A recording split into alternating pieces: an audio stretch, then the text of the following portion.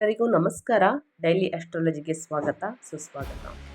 ಸ್ನೇಹಿತರೆ, ಇವತ್ತಿನ ಒಂದು ವಿಡಿಯೋದಲ್ಲಿ ಸಿಂಹ ರಾಶಿಯವರಿಗೆ ಜುಲೈ 29ರ ನಂತರ ಅಂದರೆ 30ರಿಂದ ಏನೆಲ್ಲ ಬದಲಾವಣೆಗಳನ್ನು ಸಿಂಹ ರಾಶಿಯವರು ನೋಡಲಿದ್ದೀರಿ, ಯಾವುದರ ಬಗ್ಗೆ ಎಚ್ಚರಿಕೆ ವಹಿಸಬೇಕು, ವೃತ್ತಿ, ವ್ಯಾಪಾರ, ವ್ಯವಹಾರದಲ್ಲಿ, ಹಣಕಾಸಿನಲ್ಲಿ ಏನೆಲ್ಲ ಬದಲಾವಣೆಗಳು ಕಂಡು ಬರಲಿದೆ, ಗ್ರಹಗಳ ಸಂಚಾರ ಸಮಯದಲ್ಲಿ ಯಾವುದರ ಬಗ್ಗೆ ಮುನ್ನೆಚ್ಚರಿಕೆಗಳನ್ನು ತೆಗೆದುಕೊಳ್ಬೇಕು ಸಿಂಹರಾಶಿಯವರನ್ನ ಒಟ್ಟಾರೆಯಾಗಿ ಇದೇ ವಿಡಿಯೋದಲ್ಲಿ ಸಿಂಹರಾಶಿಯವರಿಗೆ ತಿಳಿಸ್ಕೊಡ್ತಾ ಹೋಗ್ತೀನಿ.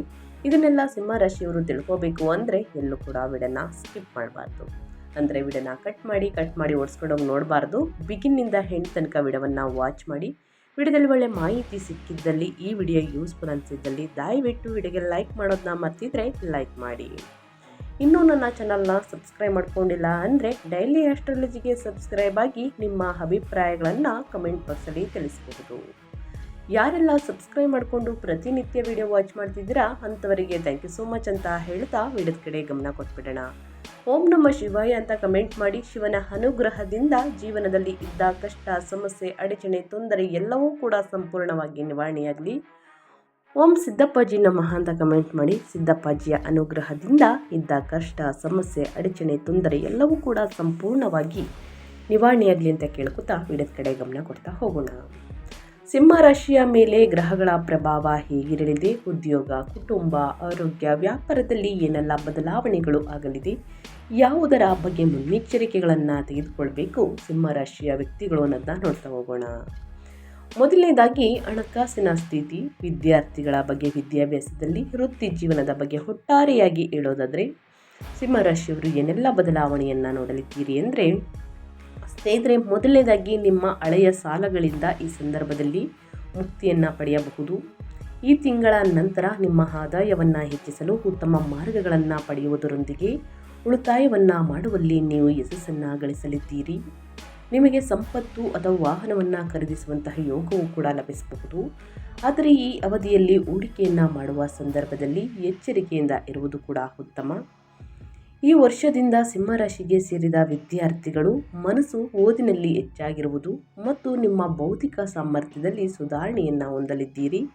ಸ್ಪರ್ಧಾತ್ಮಕ ಪರೀಕ್ಷೆಗೆ ತಯಾರಿಯನ್ನು ನಡೆಸುತ್ತಿರುವಂತಹ ಸಿಂಹರಾಶಿಗೆ ಸೇರಿದ ವಿದ್ಯಾರ್ಥಿಗಳು ಈ ಅವಧಿಯಲ್ಲಿ ಉತ್ತಮ ಪ್ರದರ್ಶನವನ್ನು ನೀಡಲು ಸಾಧ್ಯವಾಗಲಿದೆ. ಇನ್ನು ಶನಿ ಹಿಮ್ಮೆಟ್ಟುವಂತಹ ಸಂಚಾರ. ಸ್ನೇಹಿತರೆ, ಜುಲೈ 27ರಿಂದ ಶನಿ ಹಿಮ್ಮೆಟ್ಟುವಿಕೆ, ಇದರ ಪ್ರಭಾವ ಡಿಸೆಂಬರ್ 11ರವರೆಗೆ ಇರಲಿದೆ. ಈ ಸಂದರ್ಭದಲ್ಲಿ ಸ್ವಲ್ಪ ಅಧ್ಯಯನದ ಕಡೆ ಆಸಕ್ತಿಯನ್ನು ಕೊಡುವುದಕ್ಕೆ ಸ್ವಲ್ಪ ಅಡಚಣೆಗಳು ಉಂಟಾಗಬಹುದು. ಆದರೆ ಪ್ರತಿದಿನ ಹನುಮಾನ್ ಚಾಲಿಸವನ್ನು ಓದಿ ಏಕಾಗ್ರತೆಯಿಂದ ಆಸಕ್ತಿಯಿಂದ ಅಧ್ಯಯನವನ್ನು ಮಾಡಿದಲ್ಲಿ ಉನ್ನತ ಫಲಿತಾಂಶವನ್ನು ಗಳಿಸುವುದಕ್ಕೆ ವಿದ್ಯಾರ್ಥಿಗಳಿಗೆ ಸಾಧ್ಯವಾಗಲಿದೆ. ಈ ಸಂದರ್ಭದಲ್ಲಿ ವೃತ್ತಿ ಜೀವನದ ಬಗ್ಗೆ ಹೇಳೋದಾದರೆ ಸಿಂಹರಾಶಿಯವರಿಗೆ ಹಾಗೂ ಕೆಲಸಕ್ಕೆ ಸಂಬಂಧಿಸಿದಂತೆ ಸಿಂಹರಾಶಿಗೆ ಸೇರಿದ ಜನರಿಗೆ ಉನ್ನತ ಪದವಿ ದೊರಕುವಂತಹ ಸಂಭವ ಹೆಚ್ಚಾಗಿರುವುದು. ಈ ಅವಧಿಯಲ್ಲಿ ಸಿಂಹರಾಶಿಗೆ ಸೇರಿದ ಜನರು ಸಂಬಳವು ವೃದ್ಧಿಯಾಗುವಂತಹ ಸಾಧ್ಯತೆಗಳು ಕೂಡ ವೃದ್ಧಿಯಾಗಬಹುದು. ಹಾಗೆ ಈ ಸಂದರ್ಭದಲ್ಲಿ ನಿಮ್ಮ ಕಿರಿಯ ಅಧಿಕಾರಿಗಳ ಸಂಪೂರ್ಣ ಬೆಂಬಲವು ಕೂಡ ದೊರಕಬಹುದು. ಸಿಂಹರಾಶಿಗೆ ಸೇರಿದ ಜನರು ಈ ವರ್ಷದಿಂದ ಮುಂದಿನ ವರ್ಷದ ತನಕ ವೃತ್ತಿ ಜೀವನಕ್ಕೆ ಸಂಬಂಧಿಸಿದಂತೆ ಸ್ನೇಹಿತರೆ ಯಶಸ್ಸನ್ನು ಗಳಿಸಬಹುದು. ಹಾಗೆ ಕೆಲಸ ಹಾಗೂ ಸಮಾಜದಲ್ಲಿ ಗೌರವ, ಖ್ಯಾತಿಗೆ ಪಾತ್ರರಾಗುವಿರಿ.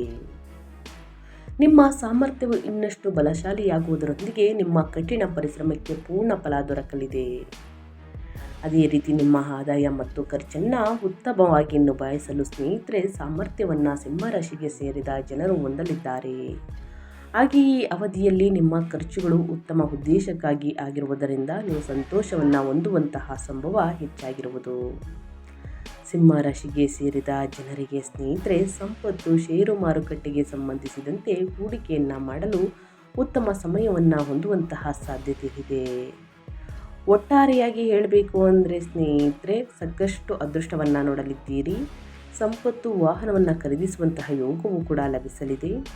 ಆದರೆ ಈ ಅವಧಿಯಲ್ಲಿ ಆದಷ್ಟು ಹೂಡಿಕೆಯನ್ನು ಮಾಡುವ ಸಂದರ್ಭದಲ್ಲಿ ಎಚ್ಚರಿಕೆಯಿಂದ ನಿರ್ಧಾರಗಳನ್ನು ತೆಗೆದುಕೊಳ್ಳಿ ಅಂತ ಹೇಳ್ತಾ, ಇನ್ನು ಅದೇ ರೀತಿ ಮುಂದಿನದಾಗಿ ನಿಮ್ಮ ಆರೋಗ್ಯ, ಆಧ್ಯಾತ್ಮಿಕತೆ ಬಗ್ಗೆ ಹೇಳೋದಾದರೆ ಸಿಂಹರಾಶಿಗೆ ಸೇರಿದ ಜನರಿಗೆ ಆರೋಗ್ಯ ದೃಷ್ಟಿಯಿಂದ ಈ ತಿಂಗಳಿನಿಂದ ಸ್ವಲ್ಪ ಉತ್ತಮವಾಗಿರಲಿದೆ. ಆದರೆ ಜುಲೈ ತಿಂಗಳ ನಂತರ ಆಗಸ್ಟ್ ತಿಂಗಳಲ್ಲಿ ನಿಮ್ಮ ಆರೋಗ್ಯದ ಬಗ್ಗೆ ಹೆಚ್ಚಿನ ಕಾಳಜಿಯನ್ನು ವಹಿಸಬೇಕಾಗುತ್ತದೆ. ಯಾವುದರ ಬಗ್ಗೆ ಅಂದರೆ, ವಾಹನವನ್ನು ಚಾಲನೆ ಮಾಡ್ತೀರಾ, ಅತಿ ವೇಗದಿಂದ ಅದನ್ನು ಸಣ್ಣ ಪುಟ್ಟ ಗ್ರಹಗಳ ಸೂಚನೆ, ಸಣ್ಣ ಪುಟ್ಟ ಗಾಯಗಳಾಗಬಹುದು ಸ್ನೇಹಿತರೆ. ಇನ್ನು ಚೂಪಾದ ವಸ್ತುಗಳನ್ನು ಇಟ್ಕೊಂಡು ಕೆಲಸವನ್ನು ಮಾಡಬೇಕಾದ್ರೆ ಗಾಯಗಳಾಗುವಂತಹ ಚಾನ್ಸಸ್ ಇದೆ. ನಿಮ್ಮ ಆಹಾರದ ಬಗ್ಗೆನೂ ಕೂಡ ಹೆಚ್ಚಿನ ಕಾಳಜಿಯನ್ನು ವಹಿಸಬೇಕಾಗುತ್ತದೆ. ಹೊರಗಿನ ತಿಂಡಿ ತಿನಿಸುಗಳನ್ನು ತಿನ್ನುವುದರಿಂದ ಗ್ಯಾಸ್ಟ್ರಿಕ್ ಸಮಸ್ಯೆ ಹೆಚ್ಚಾಗಬಹುದು, ಆಮ್ಲೀಯತೆ ಆಗಬಹುದು ಸ್ನೇಹಿತರೆ. ಹೊಟ್ಟೆ ಉರಿ ನಿಮ್ಮನ್ನು ಕಾಣಿಸಿಕೊಳ್ಬಹುದು. ಹೊಟ್ಟೆಯಲ್ಲಿ ಉಣ್ಣಾಗುವಂತಹ ಚಾನ್ಸಸ್ ಇರುತ್ತದೆ. ಹೊಟ್ಟೆಗೆ ಸಂಬಂಧಿಸಿದಂತಹ ಸಮಸ್ಯೆಗಳನ್ನು ದೂರವಿರಿಸಲು ಬಹಳ ಎಚ್ಚರಿಕೆಯನ್ನು ವಹಿಸುವುದು ಉತ್ತಮವಾಗಿರುತ್ತದೆ ಸಿಂಹರಾಶಿಯ ವ್ಯಕ್ತಿಗಳಿಗೆ. ಈ ಅವಧಿಯಲ್ಲಿ ಆಧ್ಯಾತ್ಮಿಕ ಯಾತ್ರೆಗೆ ತೆರಳುವುದರಿಂದ ಸಿಂಹರಾಶಿಗೆ ಸೇರಿದ ಜನರು ಮಾನಸಿಕ ಶಾಂತಿಯನ್ನು ಪಡೆಯುವ ಸಂಭವ ಹೆಚ್ಚಾಗುವುದು. ಸಿಂಹರಾಶಿಗೆ ಸೇರಿದ ಜನರ ಆತ್ಮವಿಶ್ವಾಸ ಸಾಕಷ್ಟು ವೃದ್ಧಿಯಾಗುವುದು. ಇದರಿಂದಾಗಿ ನೀವು ಕಠಿಣ ಪರಿಸ್ಥಿತಿಯನ್ನು ಬಹಳ ಧೈರ್ಯದಿಂದ ಎದುರಿಸಲು ಸಾಧ್ಯವಾಗಲಿದೆ. ಶನಿಯ ಪ್ರಭಾವದಿಂದ ಈ ಅವಧಿಯಲ್ಲಿ ನೀವು ನಿಮ್ಮ ಮಾತಿನ ಮೇಲೆ ಹೆಚ್ಚಿನ ಗಮನ ನೀಡುವುದು ಅವಶ್ಯಕ ಮತ್ತು ಕೋಪ, ಅಹಂಕಾರ ಇತ್ಯಾದಿಗಳನ್ನು ದೂರವಿರಿಸುವುದು ಕೂಡ ಉತ್ತಮ. ಇಲ್ಲದಿದ್ದರೆ ಸಂಬಂಧಗಳಲ್ಲಿ ಬಿರುಕು ಉಂಟಾಗುವಂತಹ ಸಂಭವವಿದೆ. ಈ ಅವಧಿಯಲ್ಲಿ ಸಿಂಹರಾಶಿಗೆ ಸೇರಿದ ಜನರು ಧಾರ್ಮಿಕ ವಿಚಾರಗಳಿಗೆ ಸಂಬಂಧಿಸಿದಂತೆ ಹೆಚ್ಚಿನ ಆಸಕ್ತಿಯನ್ನು ಹೊಂದುವುದರೊಂದಿಗೆ ಧಾರ್ಮಿಕ ಯಾತ್ರೆಗೆ ಪ್ರಯಾಣಿಸುವ ಯೋಗವು ಕೂಡ ಲಭಿಸಲಿದೆ. ಒಟ್ಟಾರೆಯಾಗಿ ಏನೆಲ್ಲ ಬದಲಾವಣೆಯನ್ನು ನಿಮ್ಮ ಹೆಲ್ತಲ್ಲಿ, ಆಧ್ಯಾತ್ಮಿಕತೆಯಲ್ಲಿ ನೋಡಲಿದ್ದೀರಿ ಸಿಂಹರಾಶಿಯ ವ್ಯಕ್ತಿಗಳು ಅಂತ ಕಂಪ್ಲೀಟಾಗಿ ತಿಳಿಸ್ಕೊಟ್ಟಿದ್ದೀನಿ. ಇನ್ನು ಮುಂದಿನದಾಗಿ ನಿಮ್ಮ ವೈವಾಹಿಕ ಜೀವನ, ಕುಟುಂಬದ ಬಗ್ಗೆ ಹೇಳೋದಾದರೆ, ಸಿಂಹರಾಶಿಗೆ ಸೇರಿದ ಜನರ ಮನೆಯಲ್ಲಿ ಈ ವರ್ಷ ವಿವಾಹ ಅಥವಾ ಸಂತಾನ ಭಾಗ್ಯದ ಪ್ರಾಪ್ತಿಯಾಗುವುದರೊಂದಿಗೆ ಶುಭ ಕಾರ್ಯಕ್ರಮವು ನಡೆಯುವಂತಹ ಸಂಭವ ಹೆಚ್ಚಾಗಿರುವುದು. ಈ ಸಂದರ್ಭದಲ್ಲಿ ಮಕ್ಕಳಿಗಾಗಿ ಪರಿತಪ್ಪಿಸುತ್ತಿರುವ ದಂಪತಿಗಳಿಗೆ ಈ ವರ್ಷ ಶುಭ ಸುದ್ದಿ ಲಭಿಸುವಂತಹ ಯೋಗವು ಕೂಡ ದೊರಕುವಂತಹ ಸಂಭವ ಹೆಚ್ಚಾಗಿರುವುದು. ಸಿಂಹರಾಶಿಗೆ ಸೇರಿದ ಜನರು ತಮ್ಮ ಸಂಗಾತಿಯೊಂದಿಗೆ ಉತ್ತಮ ಸಂಬಂಧವನ್ನು ಹೊಂದುವುದರೊಂದಿಗೆ ನಿಮ್ಮ ಸಂಬಂಧವು ಇನ್ನಷ್ಟು ಬಲಗೊಳ್ಳುವುದು. ಹಾಗೆಯೇ ಮನೆಯಲ್ಲಿ ಸುಖ ಸಮೃದ್ಧಿ ಈ ವರ್ಷ ಸಾಕಷ್ಟು ಹೆಚ್ಚಾಗಬಹುದು. ಒಟ್ಟಾರೆಯಾಗಿ ಏನೆಲ್ಲ ಅದೃಷ್ಟದ ಫಲಗಳನ್ನು ಗಳಿಸಲಿದ್ದೀರಿ, ಯಾವುದರ ಬಗ್ಗೆ ಎಚ್ಚರಿಕೆ ವಹಿಸಬೇಕು ಅನ್ನೋದನ್ನ ನೋಡೋದಾದರೆ, ಮೊದಲನೇದಾಗಿ ನಿಯಮಿತ ವ್ಯಾಯಾಮವನ್ನು ಮಾಡಿ ಸಮತೋಲಿತ ಆಹಾರದ ಮೂಲಕ ಆರೋಗ್ಯಕ್ಕೆ ಹೆಚ್ಚಿನ ಆದ್ಯತೆ ನೀಡಿ. ಆದಷ್ಟು ತಪ್ಪು ತಿಳುವಳಿಕೆಗಳನ್ನು ದೂರ ಮಾಡಲು ಸಂಬಂಧಗಳಲ್ಲಿ ಮುಕ್ತ ಸಂವಹನವನ್ನು ಹೊಂದುವುದು ಮುಖ್ಯವಾಗುತ್ತದೆ. ಪರಿಹಾರದ ರೂಪದಲ್ಲಿ ಸೂರ್ಯದೇವನನ್ನು ಈ ಸಂದರ್ಭದಲ್ಲಿ ಪೂಜಿಸಿ, ಸೂರ್ಯೋದಯಕ್ಕೆ ಮುಂಚಿತವಾಗಿ ಎದ್ದು ಆದಿತ್ಯ ಹೃದಯ ಸ್ತೋತ್ರವನ್ನು ಪಠಿಸಿ, ಅಗತ್ಯವಿರುವಂತಹ ವಿದ್ಯಾರ್ಥಿಗಳಿಗೆ ಸಹಾಯವನ್ನು ಮಾಡಿ, ಅವರಿಗೆ ಬೇಕಾಗಿರುವಂತಹ ಪುಸ್ತಕಗಳು ಅಥವಾ ಇತರ ಅಧ್ಯಯನ ಸಂಬಂಧ ವಸ್ತುಗಳನ್ನು ಖರೀದಿಸಿಕೊಡಿ. ರೋಗಗಳನ್ನು ದೂರ ಮಾಡಲು ಮತ್ತು ಉತ್ತಮ ಆರೋಗ್ಯಕ್ಕಾಗಿ ಮೃತ್ಯುಂಜಯ ಮಂತ್ರವನ್ನು ಪಠಿಸಿ. ಆದಷ್ಟು ಬಡವರಿಗೆ, ನಿರ್ಗತಿಕರಿಗೆ, ಅಸಹಾಯಕರಿಗೆ ನಿಮ್ಮ ಕೈಯಲ್ಲಾದಷ್ಟು ಸಹಾಯವನ್ನು ಮಾಡಿ ಒಳಿತಾಗಲಿದೆ ಅಂತ ಹೇಳ್ತಾ ನಾನು ವಿಡಿಯೋವನ್ನು ಎಂಡ್ ಮಾಡ್ತಾ ಇದ್ದೀನಿ. ಇವತ್ತಿನ ಒಂದು ವಿಡಿಯೋದಲ್ಲಿ ಸಂಪೂರ್ಣ ಮಾಹಿತಿ ಸಿಕ್ಕಿದ್ದಲ್ಲಿ, ಈ ವಿಡಿಯೋ ಯೂಸ್ಫುಲ್ ಅನಿಸಿದ್ದಲ್ಲಿ ವಿಡಿಯೋಗೆ ಲೈಕ್, ಕಮೆಂಟ್, ಶೇರ್ ಮಾಡಿ. ನಿಮ್ಮ ಅಭಿಪ್ರಾಯವನ್ನು ಕಮೆಂಟ್ ಬಾಕ್ಸಲ್ಲಿ ತಿಳಿಸಿ. ಯಾರೆಲ್ಲ ಸಬ್ಸ್ಕ್ರೈಬ್ ಮಾಡಿಕೊಂಡು ಪ್ರತಿನಿತ್ಯ ವಿಡಿಯೋ ವಾಚ್ ಮಾಡ್ತಿದ್ದೀರಾ ಅಂಥವರಿಗೆ ಥ್ಯಾಂಕ್ ಯು ಸೋ ಮಚ್ ಅಂತ ಹೇಳ್ತಾ, ನಿಮಗೂ ಮತ್ತು ನಿಮ್ಮ ಕುಟುಂಬಕ್ಕೆ ತುಂಬಾ ಒಳ್ಳೆಯದಾಗಲಿ.